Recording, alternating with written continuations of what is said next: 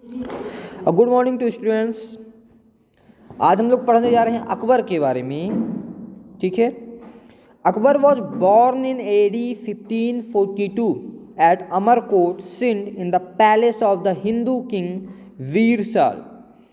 Humayun was a refugee at the court of the Hindu king of Amarkot at that time. Akbar का जन्म कहाँ हुआ था? अमरकोट मीन्स हिंदू किंग के यहाँ हुआ था 1542 AD में। After the death of Humayun की डेथ के बाद अकबर ने क्या किया था? 13 साल की उम्र में ही राज प्रोक्लेम किया था। Since he was too small, उस समय वो बहुत छोटा था।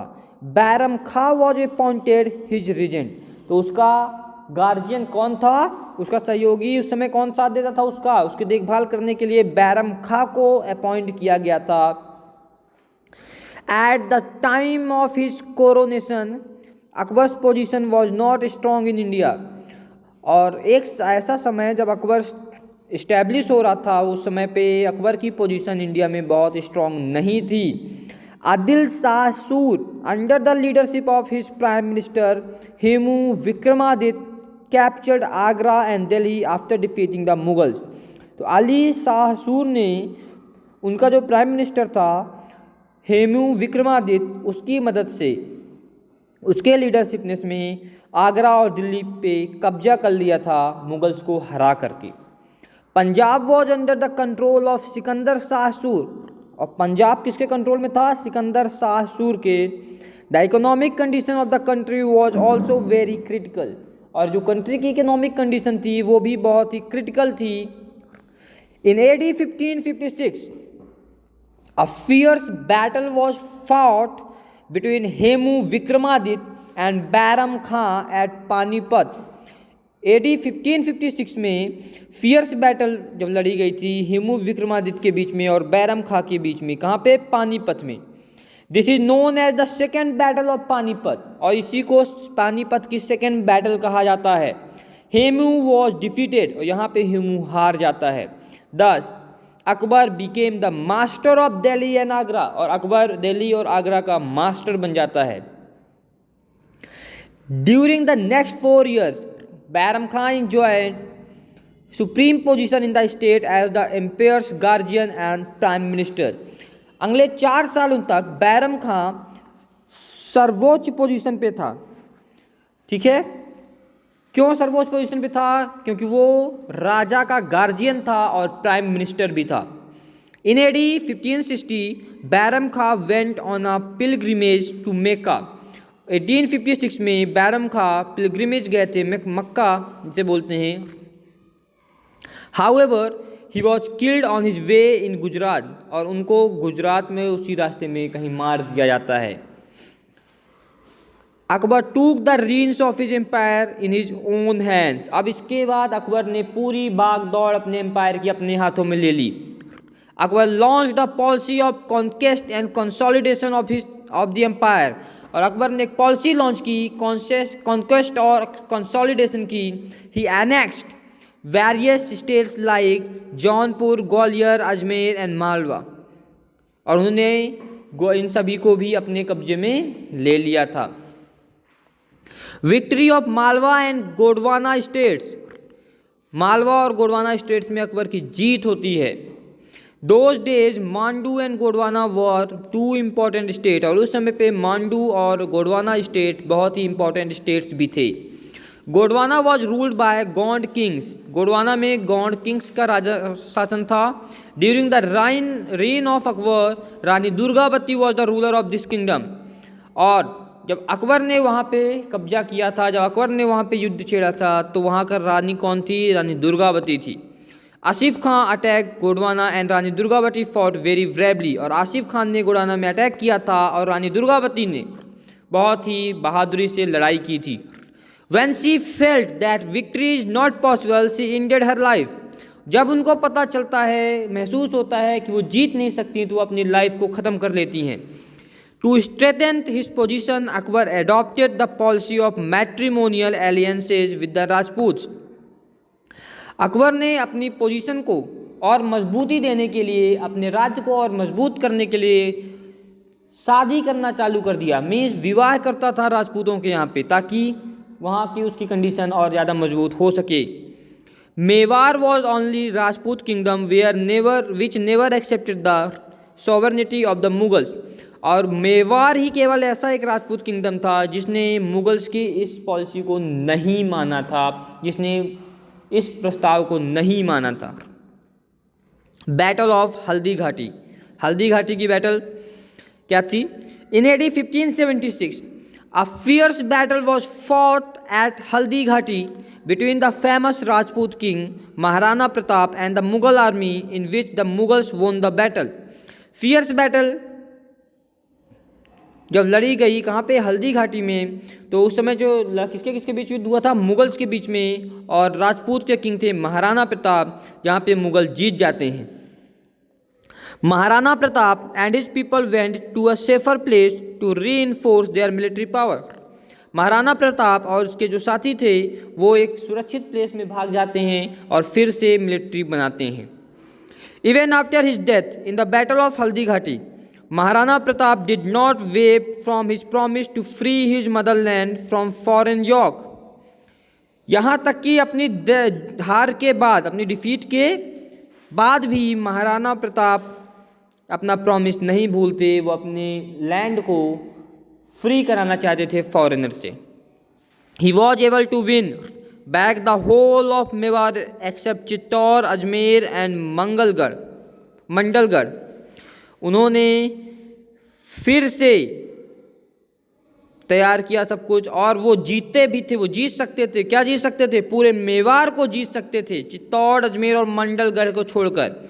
He has become a symbol of Rajput chivalry, और पूरा ब्रेव थे, वो बहुत ज़्यादा ब्रेव थे, और his name and bravery had become immortal in the Indian history। और उनकी जो ब्रेवरी था, उनका जो नाम था, पूरे हिस्ट्री में आज भी जाना जाता है।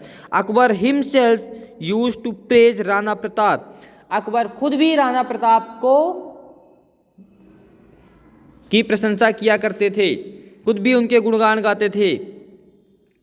He left for his heavenly abode in AD 1597। उन्होंने इस पूरे अपने, उनकी डेथ हो जाती है, ऐसा मतलब है कि जो अपना पूरा एडॉप्ट था उन्होंने त्याग दिया। कब? 1597 AD में।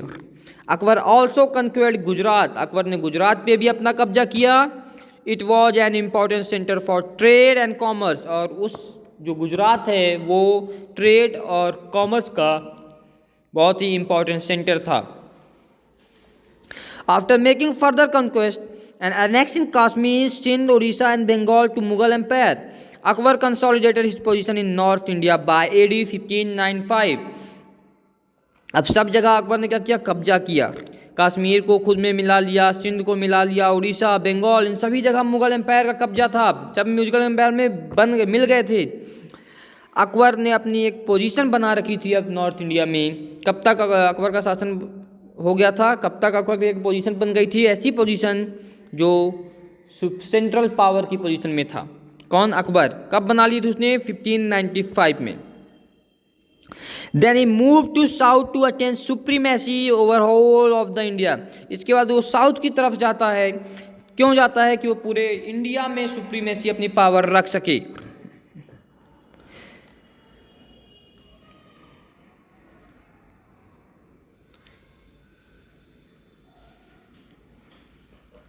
He annexed the kingdoms of Khandesh, Ahmednagar, Bijapur and Golconda to the Mughal Empire।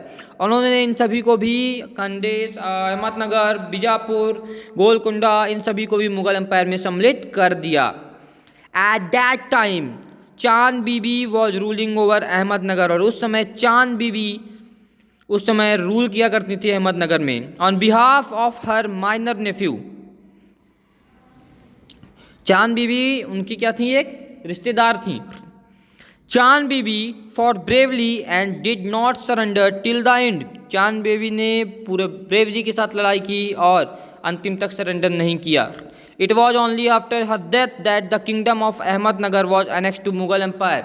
ये उनकी मौत के बाद ही हुआ कि मुगल एम्पायर ने अहमदनगर में कब्जा किया। The Rajput policy of Akbar. In his endeavor to extend his kingdom, Akbar realized that he should have the support and cooperation of the Hindus to bring stability to his empire. अब अकबर को ये realise होता है कि उनको राजपूतों का support भी चाहिए, मीन्स हिंदुओं का सपोर्ट चाहिए ताकि वो अपने किंगडम को, अपने राज्य को स्टेबिलिटी दे सके. Therefore, he extended the hand of friendship towards the Rajput and also had matrimonial alliance with them. इसके बाद वो क्या करने लगे, राजपूतों से दोस्ती करना चालू कर दिए और संबंध बनाना भी वहाँ चालू कर दिया गया. Akbar's attitude towards his subordinate Rajput ruler was liberal and he never hurt the religious sentiment of the Rajput. Akbar राजपूतों के जो रिलीजियस सेंटिमेंट्स थे उसको कभी भी हर्ट नहीं करता था. Akbar appointed Rajput on high post in his empire. और अकबर ने अपने एम्पायर में हाई पोस्टेज में बड़ी बड़ी पोस्टें दी राजपूतों को. Some of the Rajput rulers were impressed by this policy. और इस पॉलिसी से बहुत सारे राजपूत रूलर क्या हुए, इम्प्रेस भी हो जाते हैं. Consequently Akbar got the services of many brave Rajput. और इसी तरीके से अकबर ने बहुत सारे राजपूतों की सर्विसेज भी पाई. The religious policy of Akbar. Akbar was liberal in religious matter and adopted the policy of religious tolerance. Akbar क्या काम करता था, रिलीजियस मैटर में बहुत लिबरल था और उन्होंने एक रिलीजियस टॉलरेंस की पॉलिसी भी अडॉप्ट कर रखी थी. He abolished the jizya tax imposed on the Hindus. उन्होंने जाजिया टैक्स को हटा दिया था जो हिंदुओं में लगा था. And also put a stop to forcible conversion into Islam and abolish tax on pilgrimage. और उन्होंने जो कन्वर्जन में फोर्सफुली कन्वर्जन किया जाता था कि सभी को इस्लाम में कन्वर्ट किया जाता था, इसको भी उन्होंने बंद करा दिया. दूसरा और उन्होंने काम किया जो पिलग्रिमेज में टैक्स था उसको भी हटा दिया. He constructed a building called Ibadat Khana hall of worship at Fatehpur Sikri. उन्होंने इबादत खाना बिल्डिंग को कंस्ट्रक्ट करवाया, कहाँ पे, फतेहपुर सिकरी में. Agra to hold discussions with religious leader. और आगरा में क्यों ऐसा करवाया उन्होंने, ताकि जो रिलीजियस लीडर हैं उनके साथ वहाँ डिस्कशन हो सके. He opened the doors of Ibadat Khana to Hindu, Christian, Zoroastrian, Jains and Buddhist and held discussion. और इबादत खाना का दरवाज़ा सभी धर्मों के लिए खुला हुआ था, हिंदू के लिए, क्रिश्चियन के लिए, ऑस्ट्रियंस के लिए, जोरोआस्ट्रियंस के लिए, जैनीज के लिए, बुद्धिस्ट के लिए, सभी के लिए.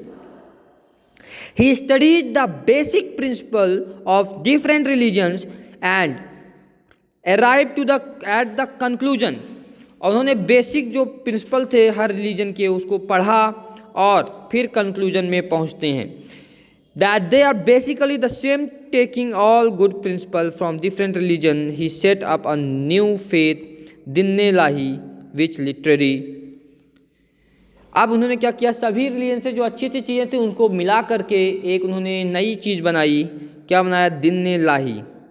ठीक है. Akbar's administrative policy. और अकबर की एडमिनिस्ट्रेटिव पॉलिसी कैसी थी. Akbar's administrative policy was not a new one. Akbar had followed and improved upon the most of the policies of Turk Afghan, especially Sher Shah. Akbar की जो एडमिनिस्ट्रेटिव पॉलिसी थी वो कोई नई पॉलिसी नहीं थी, उन्होंने फॉलो अप किया था किसकी पॉलिसी को, टर्किश को, अफगानिस्तान को और स्पेशली शेर शाह की पॉलिसी को. The vast empire was divided into its subas and subas into districts. जो उनका पूरा एम्पायर था वो सूबास में डिवाइडेड था और सूबास को डिस्ट्रिक्ट में डिवाइड किया गया था.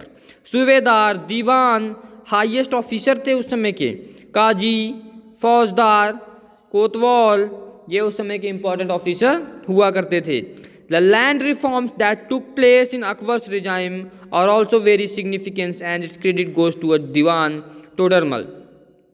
जो लैंड रिफॉर्म्स था वो भी बहुत ही क्या था, इंपॉर्टेंट सिग्निफिकेंट था, बहुत ज़्यादा ऐसा सिग्निफिकेंट था जिसका क्रेडिट किसको ज़्यादा था, टोडरमल को जाता था, जो उस समय के दीवान थे Todarmal. He got the entire land measures. उन्होंने पूरे अपने राज्य की लैंड को मेजर किया. And fix the revenue as per the fertility of the land, और जिस प्रकार लैंड की फर्टिलिटी थी उस प्रकार से रेवेन्यू वहाँ का निर्धारित किया गया। There were two main sources of income of the state, और उस समय स्टेट की इनकम के दो मेन सोर्सेज थे। One was revenue from land and the other was taxes on trade. Land का रेवेन्यू और ट्रेड पे, व्यापार पे जो टैक्स लगता था वही उस समय के मेन सोर्सेज थे इनकम के। Occupations like weaving, dyeing, handicrafts, embroidery, production of war material, paper making, making material, metallic utensils, etc. and cotton industries were well developed. और उस समय पे ये सारी चीज़ें क्या थी, बहुत ज़्यादा विकसित थी। Agriculture was the main occupation, और उस समय का भी एग्रीकल्चर क्या था, मेन ऑक्यूपेशन था, मेन व्यवसाय था। The other important occupation were fishing, उसके बराबर भी बहुत सारे व्यवसाय थे। कौन कौन से थे? Fishing, preparation of salt, liquor and opium. Akbar's mansabdari system, mansabdari system क्या था? Akbar was the imperialist, Akbar कैसा था? इम्पेरियलिस्ट था। Therefore he gave stress to maintain a well disciplined and organized military system. तो वो क्या काम करता था? वो स्ट्रेस देने का काम करता था ताकि एक ऑर्गेनाइज्ड और वेल डिसिप्लिन मिलिट्री सिस्टम बना रहे। He improved the secret service agency and the postal services. उन्होंने सीक्रेट सर्विस एजेंसीज और पोस्टल सर्विसेज को इम्प्रूव किया। Taking into account the military nature of the Mughal empire, अपने मुगल एम्पायर के जो मिलिट्री का नेचर था उसको ध्यान में रखते हुए the administrative system was also establish on military level, तो एक मिलिट्री लेवल में एडमिनिस्ट्रेटिव सिस्टम भी उन्होंने बनाया। The government officers were now given military post or rank which was called the mansab, and the person holding the rank was known as mansabdar. अब जो military का जो हाईएस्ट रैंक थी, जो पोस्ट थी, उसको क्या कहा जाता था? गवर्नमेंट पोस्ट को मनसाब कहा जाता था, और इस रैंक को होल्ड करने वाले को मनसाबदार कहा जाता था। Each mansabdar was recognized as big और small as per the number of soldier under him, और जितने भी मनसाबदार थे वो बड़े हैं कि छोटे हैं, ये किससे पता चलता था? ये पता लगाने के लिए उनका भी एक यूनिक तरीका था। उनके अंडर कितने सोल्जर्स हैं उसके हिसाब से ये बोला जाता था कि ये बड़ा मनसाबदार है या छोटा मनसाबदार है। It ranged between 1,000 to 50,000 soldiers and the empire could use their armies as per his wish.